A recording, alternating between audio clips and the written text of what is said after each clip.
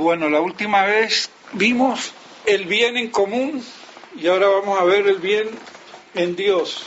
Y Santo Tomás se pregunta si el bien le conviene a Dios, o mejor dicho, si Dios es bueno. Y la respuesta obvia es que sí, pero hay que ver por qué. Lo interesante siempre a veces es ver por qué son las cosas, ¿no? Entonces, Santo Tomás dice que el bien le corresponde a Dios o le conviene a Dios, y dice que el bien es lo que es apetecible, como hemos visto, al ver el bien en común, y cada cosa apetece su perfección. O sea, cómo está relacionada la noción de bien y perfección. Y la perfección, que es también de la forma, un efecto de alguna similitud de la gente que lo produce según la semejanza. Entonces, toda perfección es un efecto que viene de la forma, como un efecto de la gente principal que lo produce según la semejanza, porque todo agente obra sivisímile, según una cierta similitud de sí, y por eso todo efecto tiene una semejanza, o al menos un vestigio, de la gente que lo produce, sea cual sea la forma de producción y sea cual sea la causa, si es unívoca, equívoca o lo que fuera, ¿no? Y así entonces el mismo agente es apetecible y tiene razón de bien, porque se apetece la similitud de la que se participa. Y como el Dios es la causa efectiva de todas las cosas, la causa primera efectiva de todas las cosas, le conviene la razón de bien y de apetecible. Y por eso Dionisio, el pseudo Dionisio, no el Areopagita, porque no corresponde el año, el pseudo Dionisio, siglo III o IV, yo no sé, bueno, que lo habían confundido con Dionisio el Areopagita, pero no va por la fecha, que atribuye el bien a Dios como causa primera eficiente, y por eso se dice que Dios es bueno, porque todas las cosas tienen de él la subsistencia, subsiste. Es muy profundo el pseudo Dionisio porque va a relacionar esa perfección que se participa, está en el subsistir, ¿no? En el hecho de subsistir. ¿Sí ve? Ese sería entonces el razonamiento. Y así, por ejemplo, en la segunda objeción, que las objeciones sirven para aclarar el principio ya explicado en el cuerpo, y con la objeción se destaca o se explicita algo que está contenido pero que no está dicho explícitamente, o que puede estar también explícitamente. Por eso las objeciones son buenas, porque ayudan, según el método de Santo Tomás, a desplegar el principio que él esboza en el cuerpo y fija así más la idea, el concepto, la noción. Todas las cosas apetecen sus propias perfecciones y apetecen al mismo Dios en cuanto las perfecciones de todas las cosas son ciertas similitudes del ese divino. Entonces es importante este segundo, porque esto no lo dijo en el cuerpo, pero está contenido. Y eso es lo que a veces algunos teólogos y filósofos no captan a veces, ¿no? Porque se redondea, y se redondea de una manera incluso más precisa y más sintética muchas veces. Porque en el principio él pone a veces lo más fácil de captar, y en la objeción viene a colmar en profundidad el concepto, la idea de un mayor, más profundo y más pleno y más sintético. No siempre es así, pero muchas veces es así. Entonces se ve cómo la perfección está en el ese. Todas las cosas apetecen sus propias perfecciones y apetecen al mismo Dios, en cuanto todas las perfecciones de las cosas son ciertas similitudes del ese divino. Entonces ahí ya se ve en profundidad y es lo que vemos que el S es la perfección máxima.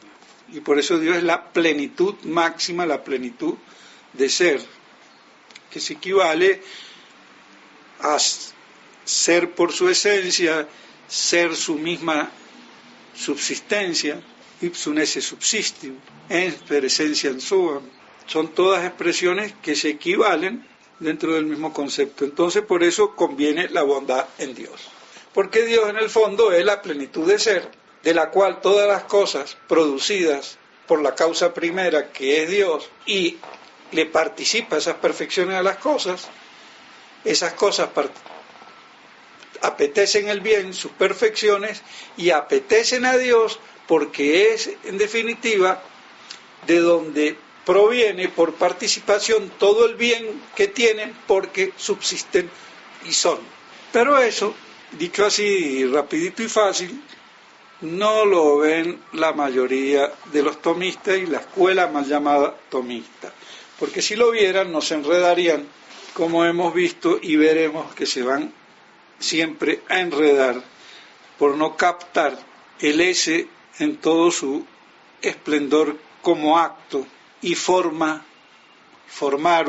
de todas las formas y lo más formal que hay. Después, en el artículo 2 se pregunta si Dios es el sumo bien, si es el sumo ser, la plenitud de ser, será el sumo bien. Es evidente, se responde cortito. Pero aquí Santo Tomás explica, Dios es el sumo bien simpliciter, porque no, o sea, en absoluto, simpliciter, pues no solo es bien en algún género o en algún orden de cosas, sino que es la plenitud del bien, sumo bien. Y así el bien se atribuye a Dios, como hemos visto, en cuanto todas las perfecciones deseadas fluyen de Él como de su primera causa. ¿Está clarito? No necesita mucha explicación. Y entonces dice, así luego conviene decir que el bien es en Dios que está en Dios como primera causa de todo, pero no unívocamente, sino que está en Él de un modo excelentísimo. Y por esto se dice sumo bien, o bien sumo.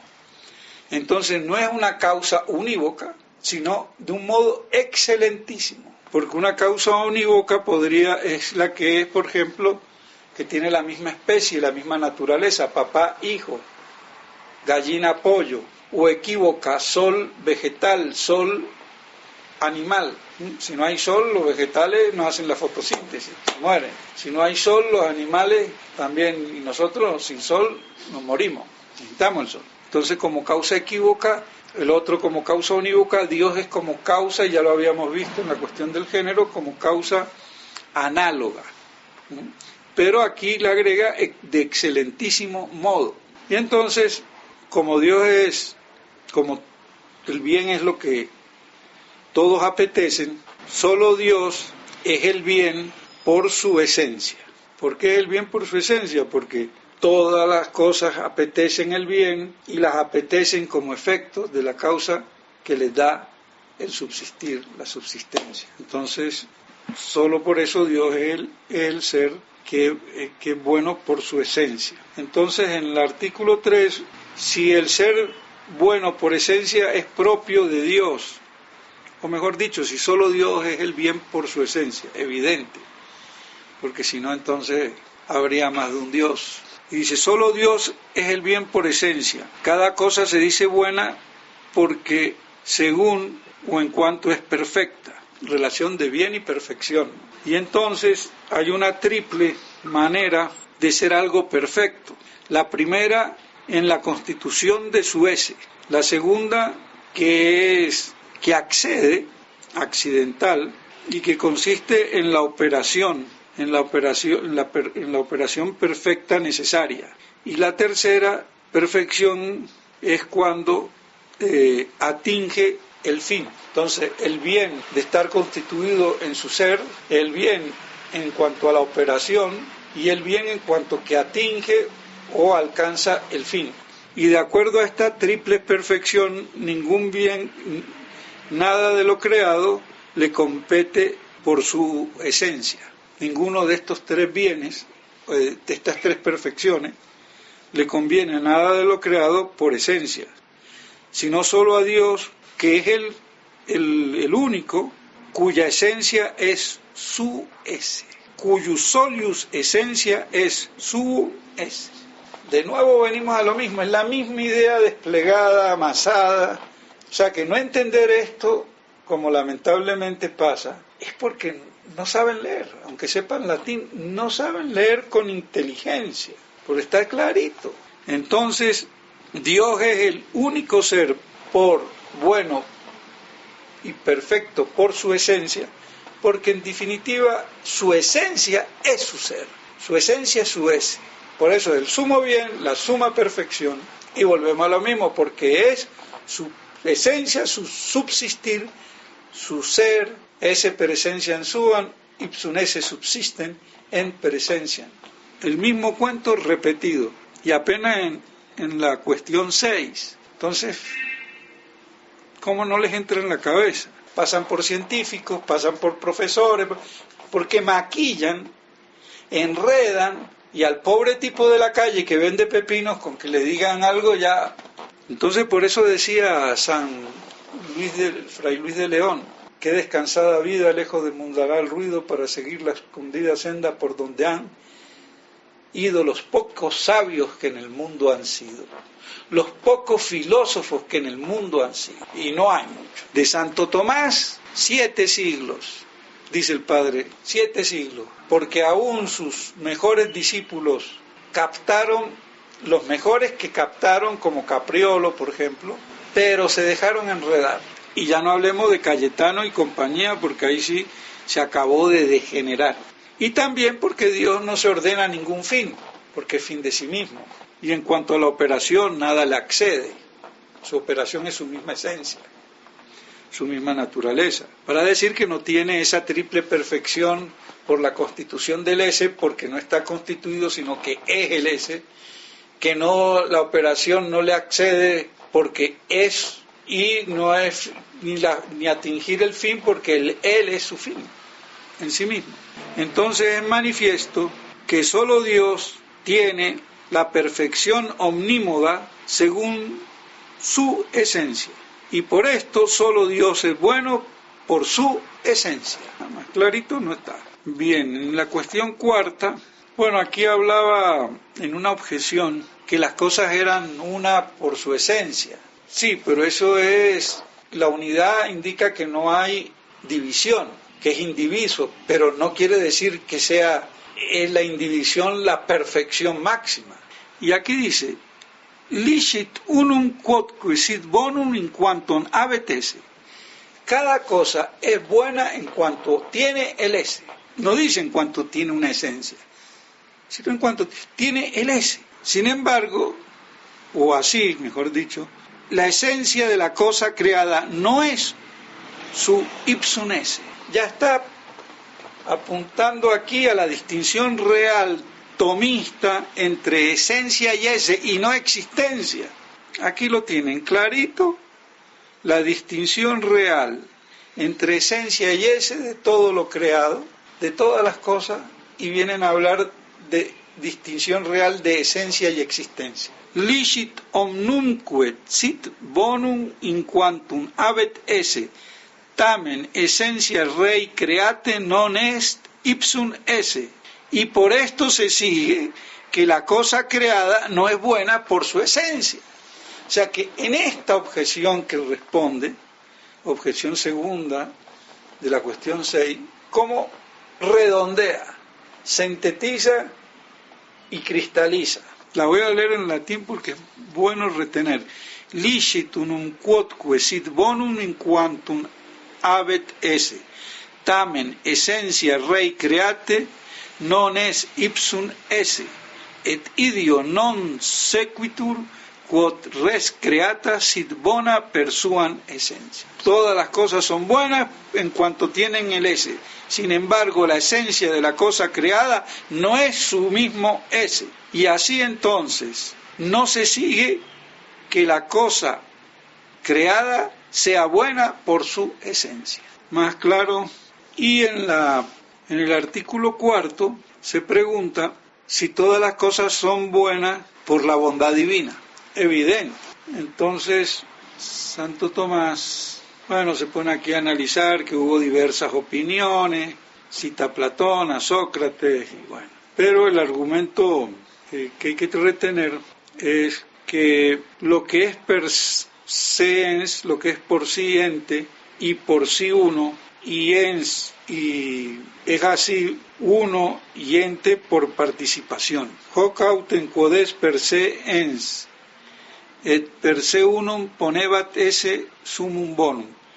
Y entonces así lo que es por sí ente y por sí uno se ponía como el sumo bono, el sumo bien.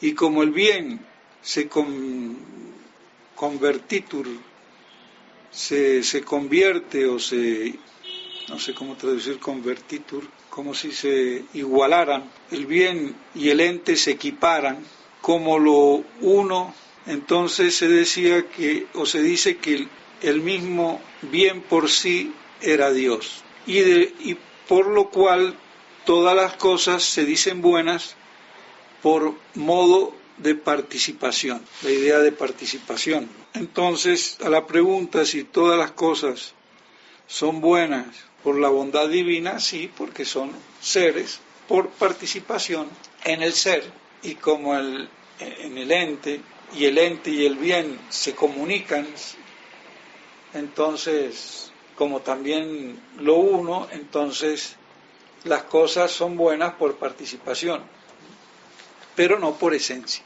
que solo Dios es por esencia. Entonces todas las cosas son entes, son buenas y son una por participación.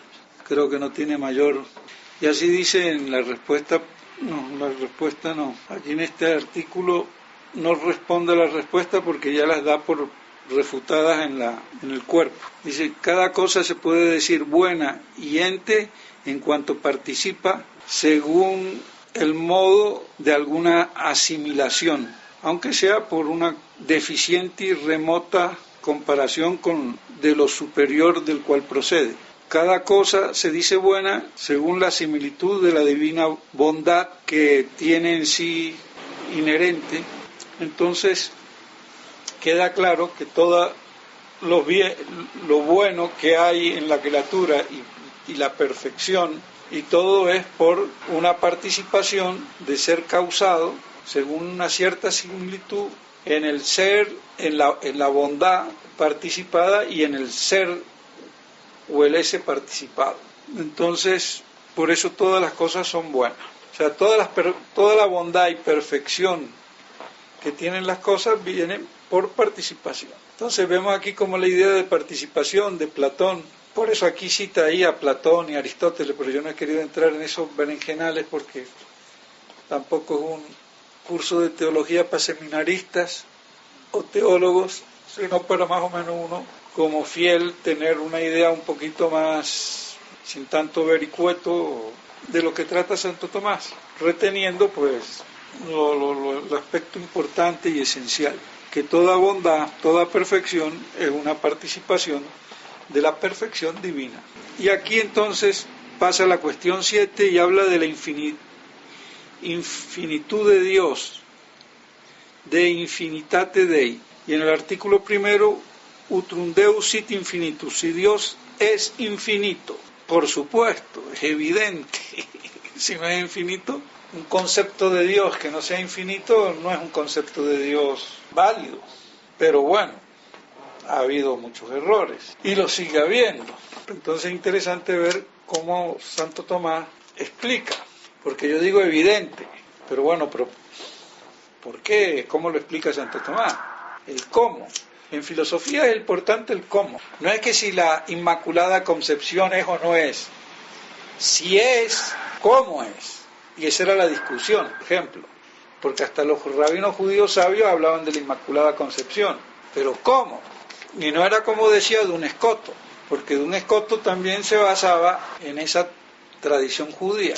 Y eso es lo que el padre del Prado muestra. Y los tomistas, por dar un ejemplo, reniegan de Santo Tomás porque no han entendido el cómo y el porqué del cómo, porque no se negaba, nadie negaba la Inmaculada Concepción.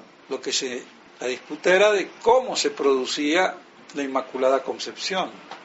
Si pasa por la cruz o no pasa por la cruz. Porque si no pasa por la cruz, es herético, no ha sido redimida. Pero si yo digo redimida como los hombres liberativamente, entonces le estoy incurriendo en mancha.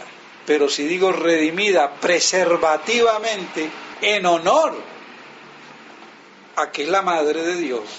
Pero eso no lo explicaba así, porque no decía en honor de ser la Madre de Dios, pero no la hacía pasar por la cruz. O sea que se brincaba la Virgen la cruz.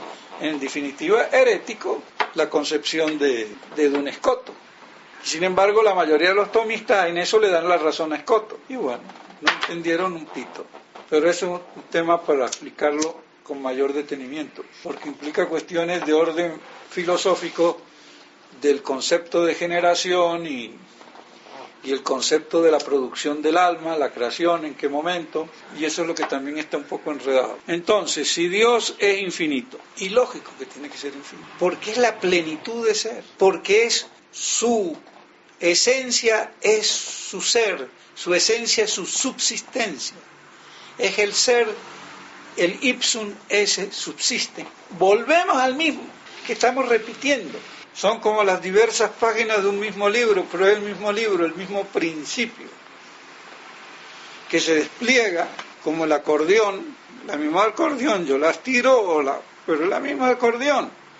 Pero claro, no es lo mismo el acordeón cerrada que plegada o desplegada que plegada, por dar una somera imagen. Y dice así: todos los antiguos filósofos atribuían la infinitud al principio primero, todos, pero el problema es el cómo se lo atribuían. Sed quia quidam erraverum circa naturam primi principio. Muchos erraron sobre la naturaleza del primer principio, le atribuían la infinitud, pero se equivocaban en la naturaleza del primer principio, al cual le atribuían la infinitud. Y así algunos, y aquí estaría metido Ginás, quia enim ponebat primum principium materiam, porque algún ponían el primer principio en la materia.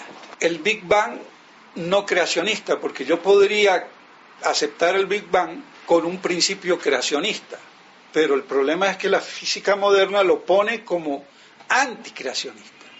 Y sin embargo, si nos remitimos a San Agustín, el Big Bang es del todo posible, porque San Agustín decía que Dios creó todas las cosas en un solo acto, y el primer acto fue crear la luz espiritual y la luz material, en un solo acto. Pero no creó todas las cosas en acto, sino algunas en acto y otras en potencia, según las razones seminales, de acuerdo a que iban después a desplegarse o actualizarse según la circunstancia de tiempo, lugar y lo que fuera.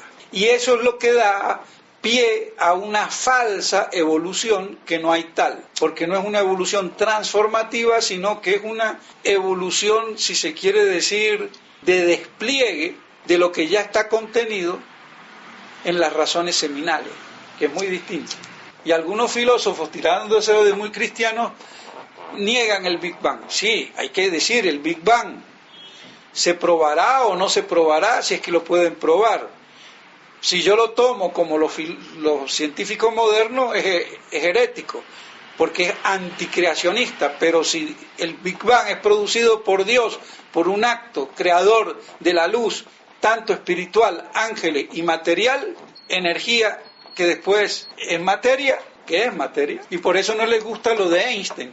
Y Einstein es el más metafísico de los físicos, porque si la energía es equivalente a la materia y la materia a la energía, pues ahí está. Y según San Agustín podemos entonces armonizar un Big Bang creacionista en un solo acto creador de luz espiritual y material, y listo, con las razones seminales. Pero a ver qué filósofo católico y qué teólogo lo concibe así. Yo no conozco ninguno, creo que soy el primero. Y ojo, yo no sé si el Big Bang es verdad o no, a los físicos probarlo, si es que lo pueden probar. Pero no se contrapone, porque por encima del Big Bang moderno está el acto creador de San Agustín en contraposición de todos los otros santos en 6 días. Porque él dice los días no existían porque el sol fue creado al cuarto día. Entonces, ¿qué día primero y qué día segundo? ¿Y qué día cuarto? El cuarto sería el primero, entonces, cuando creó el sol. Pero es que hay mucho bruto que se dedica a lo que no le da la cabeza. Entonces pusieron que el primer principio era la materia. Aquí están metidos todos los evolucionistas herejes, porque el primer principio, o sea que la evolución de Darwin y toda esta evolución estúpido, ya es viejísimo, no hay nada inventado, ya estaba. Los antiguos todos lo atribuían al primer principio lo infinito, pero algunos erraban poniéndolo en la materia, que eran los evolucionistas, y eso es allá en la filosofía griega. O sea que el evolucionismo no es de hoy. O sea que el evolucionismo es tan viejo como Tutankamón. Entonces así consecuentemente atribuían al primer principio la infinitud material. Cuando todos estos falsos científicos, de que científicos no tienen nada, porque una cosa es la física y otra cosa es la metafísica, pero los físicos confunden física con metafísica. Ese es el problema. Y ese es el problema de Ginás y el de Hawking y de todos estos, que se dediquen a la física, pero como el cerebro no les da para más, porque están en el segundo grado de abstracción y no en el mal llamado tercer grado de abstracción, que no es tercer grado sino en la separación metafísica, entonces por eso son, incluido Platón y Aristóteles, filósofos de segundo orden, como vamos a ver más adelante, sin ser Platón y Aristóteles materialistas como los que está nombrando aquí implícitamente, ¿no? Y así decían que los cuerpos, que el cuerpo era el primer principio infinito de las cosas. Más evolucionistas no podían ser. Y dice Santo Tomás, hay que considerar que infinito dice aquello que no es finito, que no tiene fin, ¿no? Eso quiere decir infinito, sin fine, infinito. Se limita o no sé cómo decirlo en español, finitur. A ver cómo lo traduce aquí el padre Castellani. Bueno, dice aquí, debemos observar, por tanto, que se llama infinito un ser por la razón de que no es finito. Y la materia es en algún modo finida por la forma. Finida, dice, a mí no me suena esa palabra finida, pero finitur. Dice Santo Tomás, finitur autem quod dat modum et materia performan et forman per materia. Se finida o se limita la materia por la forma y la forma por la materia, pero de distinto modo. La materia se finida por la forma en cuanto la materia, antes que reciba la forma, es una potencia o está en potencia a muchas formas. Como la materia, antes de recibir la forma, está en potencia de recibir muchas formas, por ejemplo, el plasma material o corporal de un vegetal, puede ser un manzano, puede ser una pera, puede ser una guayaba. El mundo inorgánico puede ser oro, plata, tierra, roca, como materia prima, ¿no? Antes de recibir la forma. Claro que no existe, pero quiere decir que la materia es potencialidad. Está en potencia a recibir cualquier otra forma, hablando de modo general. Pero cuando recibe una forma, está determinada por ella. Entonces la materia se determina y se limita a tal forma cuando la recibe. Hasta tanto está en potencia a recibirla, o estaría en potencia. Y por eso hay la transmutación que vemos en el mundo. La madera que se convierte en fuego, el cuerpo humano que se convierte en gusano y en tierra, cuerpo humano como cadáver, ¿no?